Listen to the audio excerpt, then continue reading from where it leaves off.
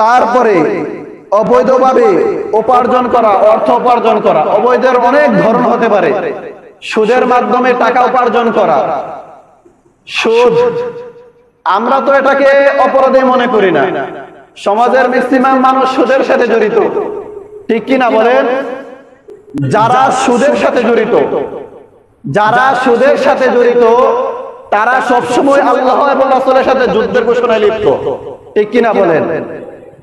যারা সুদের সাথে জড়িত, সুদ বুঝেননি? 1 লক্ষ টাকা একজনকে ধার দিবে, 1 বছর পরে দিয়ে দিবে, বিনিময়ে 40-50 হাজার টাকা তাকে বাড়িয়ে দিবে, এটা হচ্ছে সুদ। 5 লাখ টাকার মালিক হয়েছে, ব্যবসা করে কি করব, ঘরে বসে তো আমি 5 লাখ টাকার বিনিময়ে 2.5 লক্ষ টাকা পাচ্ছি, বসে বসে 5 লক্ষ টাকার বিনিময়ে 2.5 লক্ষ টাকা পাচ্ছে। এর চেয়ে আর ভালো ব্যবসা, লাভজনক ব্যবসা আর হতে পারে না। ওই টাকাগুলা লাগিয়ে দিয়েছে। মনে রাখবেন, যারা সুদের সাথে জড়িত, এই সুদ দিয়েছে, তারা স্বয়ং আল্লাহর সাথে যুদ্ধ ঘোষণায় লিপ্ত। কোরআনের মধ্যে আল্লাহ সুবহানাহু ওয়া তাআলা বলেছেন, ইয়া আইয়ুহাল্লাযীনা আমানুত্তাকুল্লাহ, ও হে লোক সকল, ও হে মুমিন সম্প্রদায়, তোমরা আল্লাহকে ভয় করো, আল্লাহকে ভয় করো, এবং ওয়াজারু মা বাকিয়া মিনার রিবা, যত সুদের সংশ্লিষ্ট যত বিষয় রয়েছে সবগুলা তোমরা পরিত্যাগ করো, পরিত্যাগ করো, সুদ জিনিসটাকে তোমরা পরিত্যাগ করো। তারপরে বলছেন আল্লাহ সুবহানাহু ওয়া তাআলা, ইন কুনতুম মুমিনিন, যদি তোমরা মুমিন হও। আমরা তাফসীরের মধ্যে পড়েছি, প্রত্যেকটা আয়াতের সার নির্যাস আয়াতের শেষের মধ্যে বলা হয়ে থাকে। প্রথমে বলছে খবরদার আল্লাহকে ভয় করো আর সুদ ছেড়ে দাও, যদি তোমরা মুমিন হও। বোঝা গেল, তোমরা যদি আল্লাহকে ভয় না করো আর সুদ না ছাড়ো, তাহলে তোমরা মুমিন না। আয়াতের সারমর্ম কি দাঁড়ায়? যদি তোমরা আল্লাহকে ভয় না করো তাহলে তোমরা সুদ ছাড়তে পারবে না, আর যদি সুদ না ছাড়ো তাহলে তোমরা মুমিন না।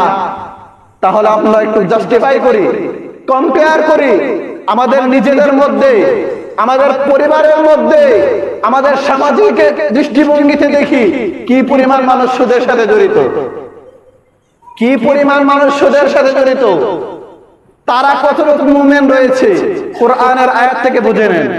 তারপরের আয়াতে আল্লাহ সুবহানাহু ওয়া তাআলা বলেছেন, ফাইন লাম তাফআলু, যদি তোমরা সেটা না করো, সেই সুদ থেকে বিরত না থাকো, ফাযানু বিহারবিন মিনাল্লাহি ওয়া রাসূলিহি, আল্লাহ এবং রাসূলের সাথে তোমরা যুদ্ধের ঘোষণা দাও, আল্লাহ এবং রাসূলের সাথে তোমরা যুদ্ধের ঘোষণা দাও। বুঝা গেল, যারা সুদে লিপ্ত তারা আল্লাহ এবং রাসূলের সাথে কি দিয়েছে বলেন? যুদ্ধের ঘোষণা দিয়েছে। সুদের সাথে জড়িত, আবার 5 ওয়াক্ত নামাজও পড়ে, আল্লাহর অবাধ্যতা হচ্ছে, আবার নামাজও পড়ছে, তার নামাজ কি কবুল হবে বলেন? কবুল হবে না। তাহলে নিজেকে প্রশ্ন করুন, আমি কতটুকু পরিশোধিত রয়েছি? তারপর আল্লাহ সুবহানাহু ওয়া তাআলা আবার অপশন দিয়েছেন, ওয়া ইন তুবতুম ফালাকুম রুউসু আমওয়ালিকুম, যদি তোমরা বুঝেছো সুদ কি জিনিস তারপর তওবা করে নাও, তাহলে তোমাদের যে মূলধন রয়েছে, তোমাদের যে মূলধন রয়েছে সেটা তোমাদেরই থাকবে, সেটা তোমাদেরই থাকবে। লা তুজলিমুন, লা তুজলিমুনা ওয়া লা তুজলামুন, খবরদার তোমরা জুলুম করো না, অত্যাচার করো না। দেখেন সুদের আলোচনা শেষে এই কথাটা নিয়ে আসছে, তোমরা জুলুম করো না। বোঝা গেল, সুদে যারা লাগায় তারা জালেম, যারা সুদ লাগায় তারা কি বলে?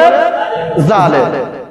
আল্লাহ সুবহানাহু ওয়া তাআলা বলেছেন, খবরদার তোমরা জুলুম করো না, জুলুম না করলে ওয়ালা তুজলামুন, তোমাদেরকে জুলুম করা হবে না। মুহতারাম হাজিরিন, অনেকগুলো অপরাধের কথা বলা হয়েছে, কয়েকটা অপরাধের কথা বললাম। এই অপরাধগুলো আমাদের মধ্যে একটু কম্পেয়ার করি যে আমাদের মাঝে এই ধরনের অপরাধ আছে কিনা। যদি কে কারোর মধ্যে এই অপরাধগুলো বিদ্যমান থাকে, সেই লোকটা আর যাই হোক খাঁটি মুমিন না, আর যাই হোক খাঁটি লোক না, আর যাই হোক সে খাঁটি মানুষ না, মনে রাখবেন।